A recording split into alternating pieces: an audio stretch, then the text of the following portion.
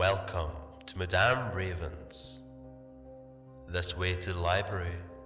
She's been expecting you.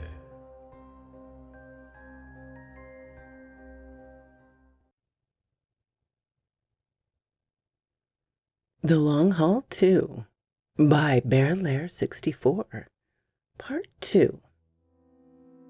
Trujillo pulled down the camera that monitored the lobby of the no-tell motel where he'd been staying. It probably didn't work, but no need to take chances. After all, he'd just drained the night clerk, Pinder, who'd been reasonably nice, if nervous fellow, of all of his blood. He tasted strongly of curry powder, and Trujillo now smacked his lips. I've missed flavored food. Italian cuisine was one of my favorites. Lots of veggies. Maybe I should train some teams for pizza flavor one night. He chuckled to himself and hefted poor Pinder's body over his shoulder. He'd take some cash and make it look like a robbery, then drop him in the nearby canal. Maybe sink him with a rock or something. As dawn grew all too near, he crawled into the roof hatch at the county morgue and medical examiner's office building. He was pretty full and a little logy. Bidar was wiry but very flush with blood. He would rest well after the heavy meal. He did not register the silent alarm that he activated when he broke the seal, nor the very unobtrusive camera that caught his nefarious activity. Captain Vu, the sheriff's office got a call about an alarm at the county morgue. They're sending a unit when they can spare one and asked if we had anybody on site since we are around the corner. Corporal Edgings checked in with his commander. Let's go. Too much weird stuff happening at that place. Maybe we can catch a clue on our own cases. Captain Vu stood and scooped up his hat. Corporal Edding, who was on desk duty, grinned and donned his own chapeau. Technically, he was on light duty for a shoulder injury, but he couldn't let the captain go on his own. Mr. Wilson, I'm sorry. Captain Vu had to step out unexpectedly. He'll be with you shortly, the elderly receptionist informed Scott. He had yet to hear from the sheriff's office, but they had his number and he had his phone. Thank you, ma'am. I need to make a phone call, but I'll just be outside. He walked outdoors and around a corner to get a decent reception, and saw two uniformed state police officers enter a very nice patrol car. The driver wore captain bars on his collar. Captain Vu, I presume. He watched as the men drove down 2 blocks and stopped at the county morgue. They piled out quickly and entered through the front doors. Maybe I should happen to walk that way, he thought, as he began to amble and then to stride towards the facility. Officers, we're so glad to see you here. The ancient security guard greeted the state police captain and corporal. We had an alarm from the roof access sensor, and when I checked the cameras, I saw a man climbing into the hatch. It leads to a fire stairwell on the 2nd floor. I checked upstairs, but couldn't find anybody. Camera on that end of the hallway is out of order. The offices are mostly locked, only the restrooms are open, and no one was in either. The state police officers climbed the stairway that the guard indicated. Captain Vu directed the elderly man to remain at his station in case the sheriff's office deputies arrived, and to keep arriving employees from entering the building until they'd cleared the area. The 2nd floor was full of offices and workspaces for several county departments. They checked and cleared each doorway to ensure they were locked and unoccupied. Finally, they entered the men's restroom. The light sensor activated the fluorescent bulbs, which flickered and hummed as they warmed to their purpose. Captain Vu looked into each stall. They all gaped open. They inspected the ceiling tiles and saw that none were disturbed. Ladies' room? Corporal Edding inquired quietly. Captain Vu nodded, and they moved to the other restroom. The results were the same. The place was empty and none of the ceiling tiles had been disturbed. Maybe we should go back down and see if there's more footage on the security camera. Sir, in between the restrooms, the maintenance closet. Probably locked, but it's the last place to clear on this floor, Corporal Edding carefully reminded his boss. No point in looking like a know-it-all any more than there was in doing a poor job. Always walking that thin line, he grinned to himself. Vu is a little uptight, but seems to appreciate competence. They re-entered the hallway, and Edging tugged at the door handle. The only lock was a key bolt above the little handle. The door stuck a little, but then swung open smoothly. Captain Vu stood to one side, his hand hovering over the butt of his pistol. The closet was empty of anything but cleaning supplies and instruments. The shelf along the back wall was fully stocked with cleaners. On the floor, below the lowest shelf, was a bottle of Fabuloso that rested on its side. A few of the other containers on the lower two shelves had been knocked askew in an otherwise carefully organized supply area. Edgings activated his flashlight and checked the upper shelves. The top one showed a smudge. "Captain, looks like dried blood." They looked up and saw that in lieu of ceiling tiles, there was a maintenance access portal for the drop ceiling area that would be full of wiring and ductwork. There was a matching smudge on the handle. 1999. Yeah, man. We've been doing this for like 30 years come next week.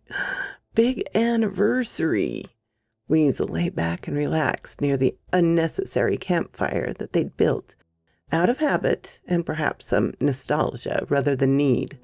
Wanda smiled and gazed up at the stars.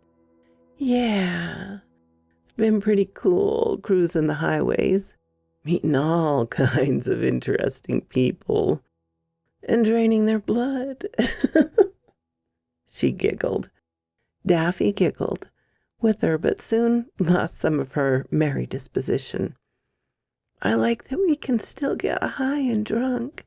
Did you ever wonder what happens to all the stuff we drink? The others grew quiet and looked at her questioningly. She shook out her hair to gather her thoughts. I mean, like, we don't eat solid food, right? So we don't have to, go. But we drink lots of stuff. Blood sustains us, but where do the other liquids go? I haven't peed in 30 years. Present.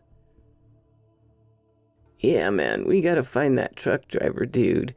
Can't believe he, trashed the van. Now we gotta get it fixed, and pronto, or we don't got no place to sleep. Raisin contributed to the conversation of the obvious that so often haunted the old vehicle. Easy breezy, dude, Weasel responded, more calmly than he would have done. We take it to the garage and get it fixed. Get dark early this time of year. Don't have to be a nice place. We want to pay in cash anyway, and these days nice places don't take cash. If we can catch just one or two mechanics on duty, we can have a repair and a meal. To go, he ended with a laugh. That was harsher than it had been when their journey began, based on a bleak worldview known only to those with no true life in their bodies. No, Scott, you should go back to the state police office and stay in range of the camera and witnesses. If there's anything important happening at the county morgue, I'm sure the officers or the deputies will handle it. I'll head that way and see what I can discover. By the way, next time call me, even after hours, if the van crazies show up again. Val did her best to remain calm. Maybe something was breaking after all. Trio hadn't been buried, and the bodies stacking up at the county morgue. It had to mean something. Fortunately, she was at the office, so it wasn't a long drive. She saw a state police car and a sheriff's office vehicle parked in front of the building. The sheriff's deputy was at the desk with a security guard who made the crypt keeper look young and healthy. They turned as she approached. Each started with a "what do you want?" stern look. But when they took a look at the young woman who entered the facility, the expressions changed to, well, golly gee, shucks, ma'am, the way awkward boys had always reacted to her stunning appearance. "Good morning, gentlemen. My name is Valerie Lef—" Shots rang out from above, muffled by layers of ceiling and insulation, but clearly gunfire. The deputy froze for a moment, shocked and indecisive. Val, however, had trained herself more consistently and bolted towards the elevator. "Hey, wait a minute," the deputy shouted as he caught up to her. He tugged at his firearm and assumed a low, ready position with it as the doors closed and Valerie withdrew her own firearm. "Ma'am, you shouldn't be doing that. This is a law enforcement response." His words were stern, but his tone was a little querulous. "Don't worry," Val smiled reassuringly. "I'm legal to carry and an officer of the court. Besides, you don't have any other backup. I'll stay out of the way." She held her pistol in the sole position, one hand placed flat, palm against her waist, while she placed the other gripping the pistol, index finger outside of the guard, along the slide and muzzle pointed downward, slightly in front of her toes, against the first. The deputy saw that it was the same as training he'd received, copied her actions and nodded. He calmed, knowing he had immediate aid should he need it. He'd worried about the policy manual after the danger had passed. Captain Wu had entered the trapdoor first. He knew that Eddings was still nursing an injury, and he was a lead from the front supervisor, which had served him well as an officer in the United States Marine Corps. It was what the troops expected. He had to kneel and move to one side to make room for Edding. There wasn't enough room to even crouch, so Wu leaned in towards his partner. "Will your shoulder let you shoot?" Edding nodded, barely visible with the light that entered through the hatch. "Yes, sir. I'll cover you. You have your light belt?" Wu smiled a little. Not that Edding could see him. "I'm ready. Have to crawl on the maintenance tracks, but I can draw pretty fast. Make sure the light from the hatch doesn't silhouette you. There may be a switch around here for lighting the area." He peered around in the murky darkness until he located it. Ready to be blinded for a moment? He activated the switch, and small floodlights activated throughout the labyrinth ductwork, electrical and technology wiring and pipes. The light cast a thin yellowish hue, and there were numerous shadows and obstacles in the low space to obscure a view. He glanced at Edding. "You may have to shift to cover me. You okay with crawling on that arm?" Edding replied that he was ready, willing, and able. So Wu crawled forward a few paces and peered over the last piece of ductwork he would have to cross. He used his small but very bright light to disperse the shadows on the other side. He spied no threats and slithered over the top and back into his hands and knees on the other side. Then the lights went out and plunged the entire space into darkness. 2012. "So, do you believe the world is really going to end like before Christmas this year?" Wanda looked around at Weasel and Daffodil in turn. It was Raisin's turn to pump gas, and he stood outside, leaned against the side of the vehicle, eyes drooping as the handle lock did the real work. Weasel shook his head. "Who knows, Wan? Our world ended over 43 years ago. Now we are just going through the motions, man. The rest going down with us. Don't mean as much as it used to." Daffodil shook her head. "Too depressing, man. We get to travel and make our way. Getting harder to use cash, and it ain't like we can get an address and have credit cards. Fun to use the ones we take from our trainees, though. I think we should, get a computer, pay bills online, never need a real address. Wanda brightened a little. Yeah, we could open like a bank account. The others agreed a little hesitantly. Then Raisin crawled back into his usual seat. I heard that, man. We gotta have an address, like phone number and all for that stuff. Some way to connect. Besides, what would we do? Buy stuff? Where are we gonna put it all? Weasel grinned, his fangs gleaming. We could, get a sponsor, someone alive. Maybe a place to shelter. Maybe more than one. People that dig, underground creepy stuff. They might even be able to turn us on to some meals in return for letting us use their mailing address.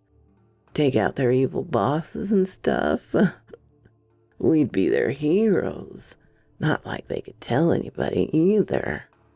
There was a general agreement, then arguments over where and with whom to start.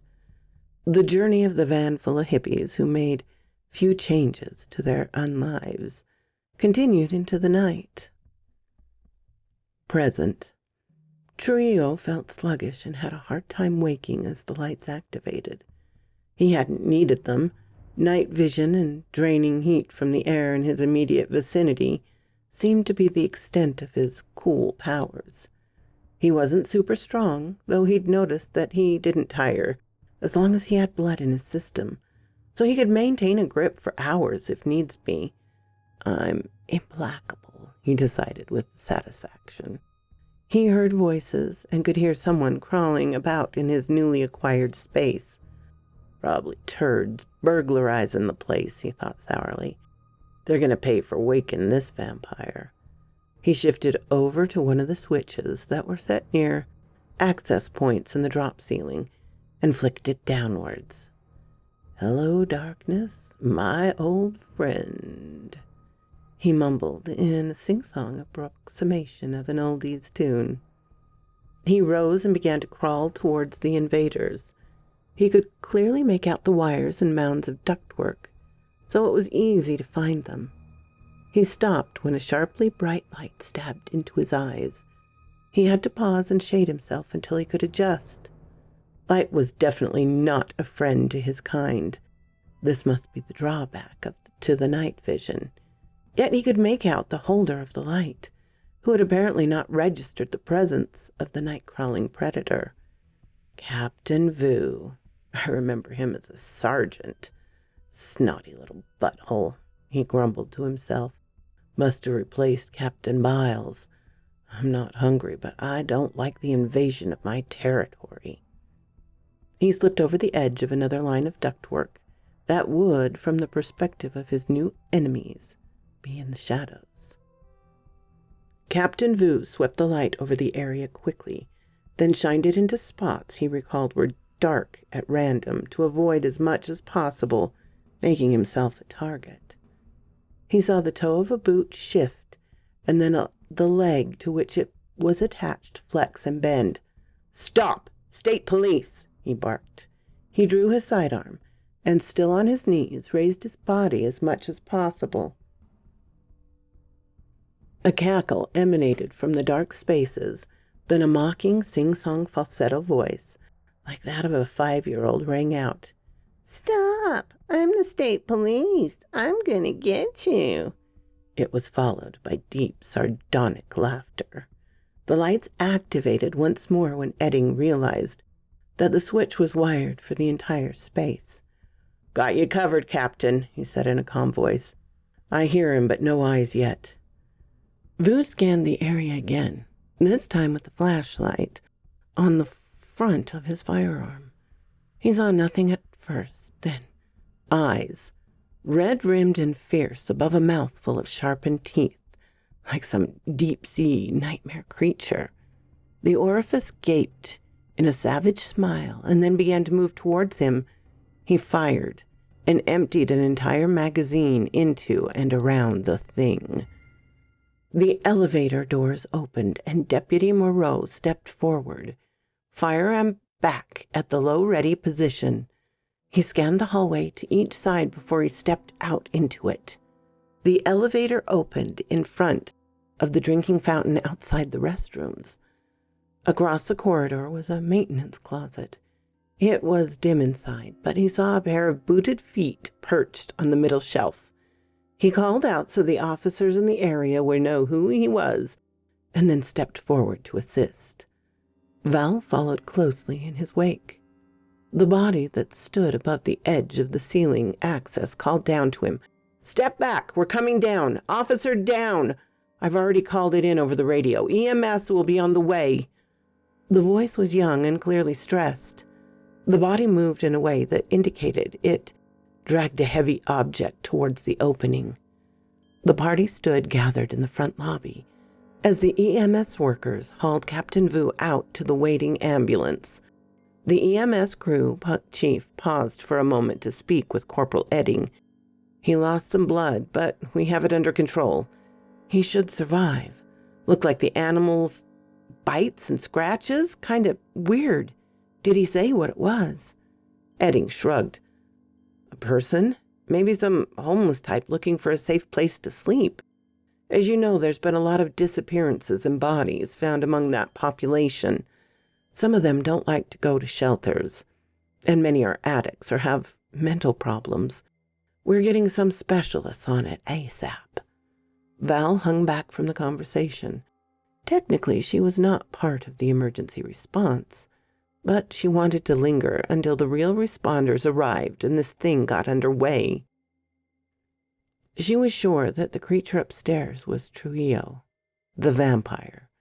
She'd have to call poor Scott Wilson and let him know that his appointment for the day had been canceled, and the Van Crazies would likely still be hunting him.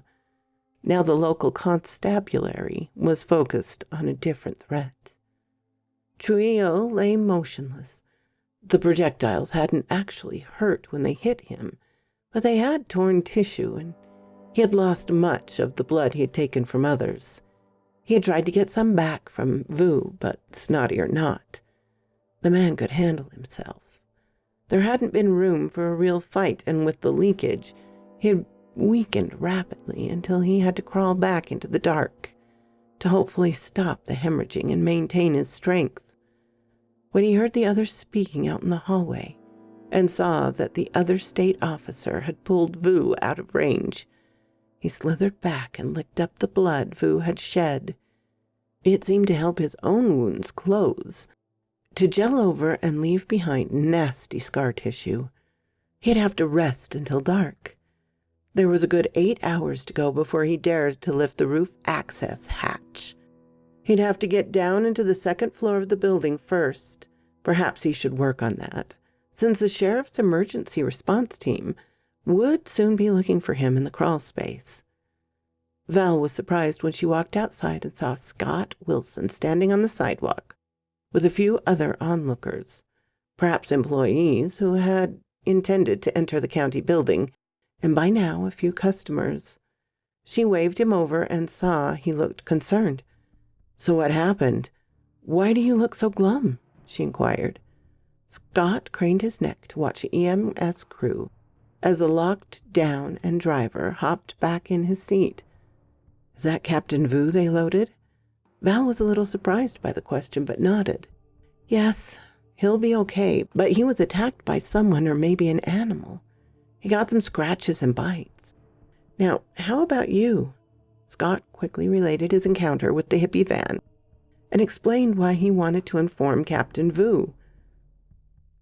Val didn't have to consider. "Come on, we'll go to the state building and you can tell whoever's on duty. Best to make a record, and you should have contact with me before anyone else," she admonished.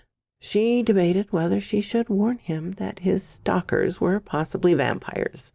She was afraid he wouldn't take her seriously, but maybe she would convince him that they were a dangerous cult, certainly something he should avoid. Trujillo made it down to the second floor through a ceiling access panel. The drop ceiling area had contained crawl spaces that were reinforced, but he'd have crashed through irregular ceiling panels He was relieved to be back on solid flooring. It had taken a while to find an area into which he could safely descend. The upper floor had numerous windows, yet he found a storage space that was like a large closet on the far end of the building. It would do for the short term, but he needed to get somewhere safe, somewhere the sheriff's ERTs wouldn't be able to find him. They'd be here any moment to secure the crawl space above. It would not take them long to figure out that he had vacated the space, and from there, it would take even less time to search the second floor. He knew that there were no windows in the center hallway, so he cautiously opened the door and looked into the corridor. Crap, there's a deputy watching the utility closet, he angrily thought. Still, only one guy, maybe. Maybe I can get in there before he's alert. He noticed that next to the door to his hidey hole was a light switch plate with multiple switches. Maybe for the hallway lights? He waited until the deputy's head swiveled first in his direction, then down towards the other end of the passage. He quietly swept his hand over the light switches and was rewarded with darkness. Nowhere near total, but enough to distract the lone watchman. He swarmed down the corridor before the man could react. Trio had sunken his teeth into his jugular. He recalled a third power. It seemed that once he'd latched his teeth into a victim, they experienced some type of euphoria that made them pliant. He drained them as quickly as he could, but heard sounds from the stairwell on the far end.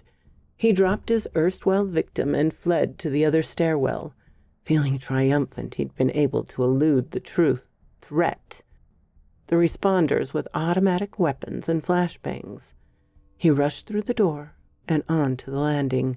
He fled downwards towards the first floor. He resumed the slow, methodical approach when he pushed open the door just a crack to peer out and see what threats would be. When the seal of the doorway broke, the door was viciously yanked open, and he found himself staring down the barrel of an H&K MP5 .40 caliber automatic. Worse still, sunlight streamed through the large windows in the lobby and lanced into his now exposed body. A hand reached past the weapon holder and grabbed a hold of his shirt. He felt his knees weaken and his eyes seared as the large man pulled him into the lobby proper and pushed him to the ground, where other hands quickly placed restraints on him. He heard someone screaming and smelled something like rancid barbecue. He realized it was his body frying in the sunlight. Flush with blood and the assurance that he was smarter than anyone else he knew, he'd forgotten about daytime windows. EMS was on standby outside, but they could do nothing for the charred corpse that lay neatly restrained on the floor of the county morgue building. "Ugh!" Weasel exclaimed as his companions made similar noises in sympathy with his sudden attack of nausea. They had experienced it previously, when those they have turned have died the true death. None of them retched, yet they all felt the waves for a few moments. "Oh, man, that's worse than a hangover stomach," he wheezed. The feeling soon passed. It had been intense, but it had never lasted long. "Guess our trooper didn't make it very long." Wanda was next to recover. "Maybe we should turn that trucker guy. He'd be even more like us, able to travel, no grave to have to seek. Gotta do something. I think he may be the reason that they look so hard for our highway patrolman." Raisin let out a last gasp and slumped back into his normal daze. Daffodil regained her composure. "I like that. Trucker boy can travel the night by himself. That would suck even more than our lives do, man." The others paused for a moment, and then they all giggled at the unintended suck pun. Daffy grinned and reached into her frayed knitting bag. "Hey, I got something that cures nausea." Even Raisin perked up at the sound of her lighter flicking. "Beats the last one we turned," Wanda enjoined. "Remember the friendlies that thought it would be a great reward for us to turn them?" 2017. "Yes, you did us a real solid with the bank account for the last 5 years. We truly appreciate it, dude.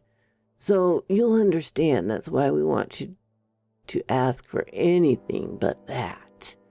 Weasel insisted to Todd and Linda.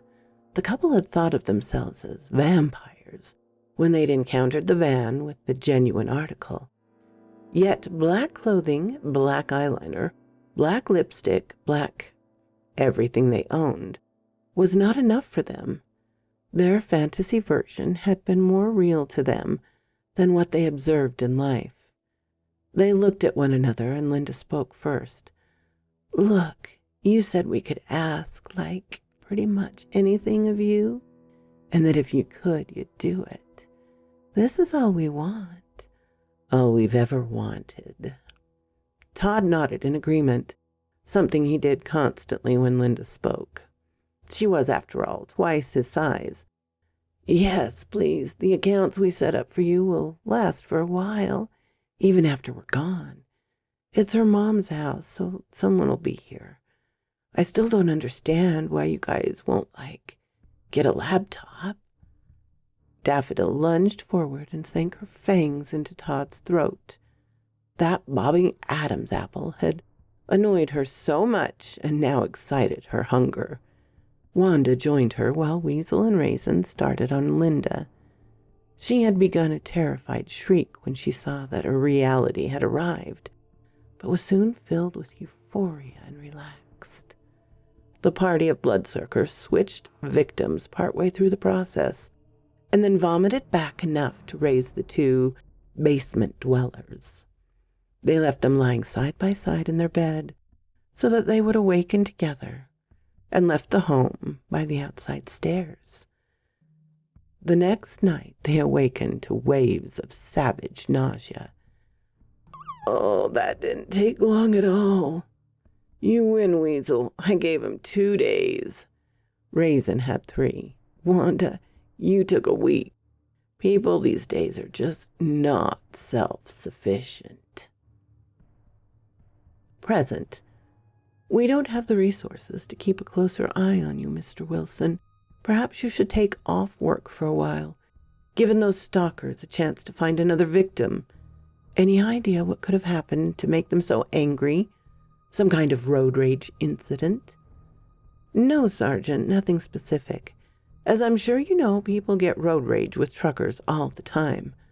Sometimes it's our fault, and sometimes they're just unreasonable," Scott opined.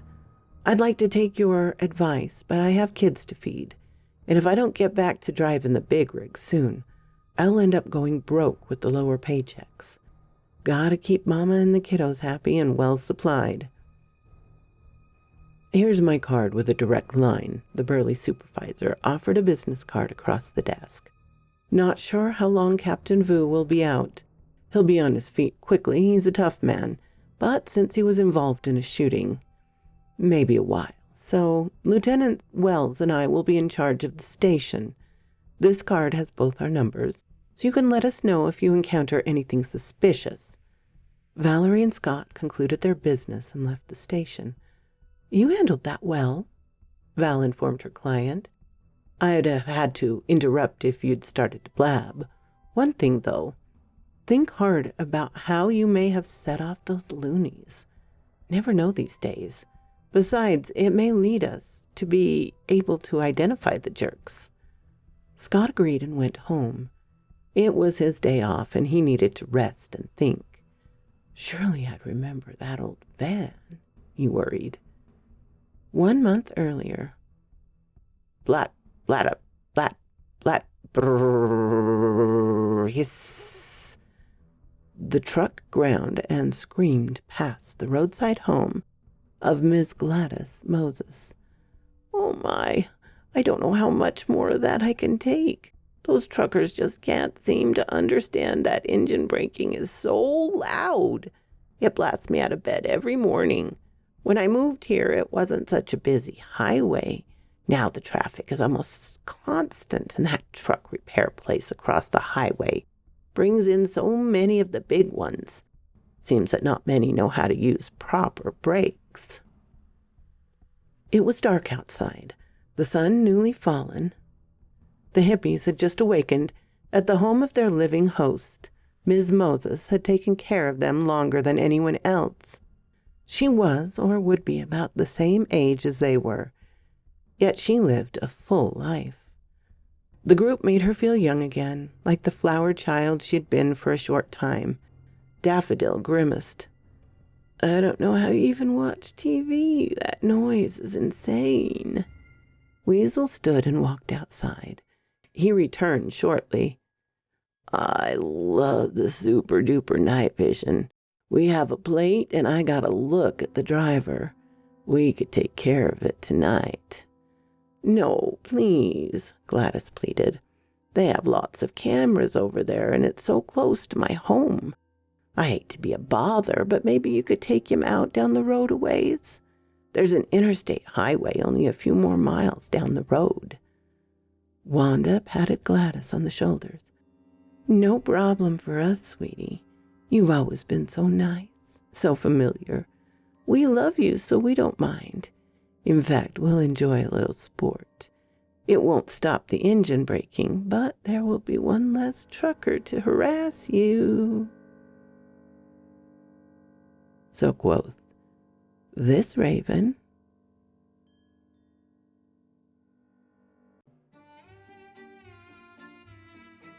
Thank you so kindly for stopping by my chateau, my darlings. It does mean so much to me. Please, if you have not subscribed, as many of you have not, please do so. Give me a like so I know what you would like to hear. And comment. I always love to read your comments. And special thanks to my Patreon and membership supporters. Ciao, darlings.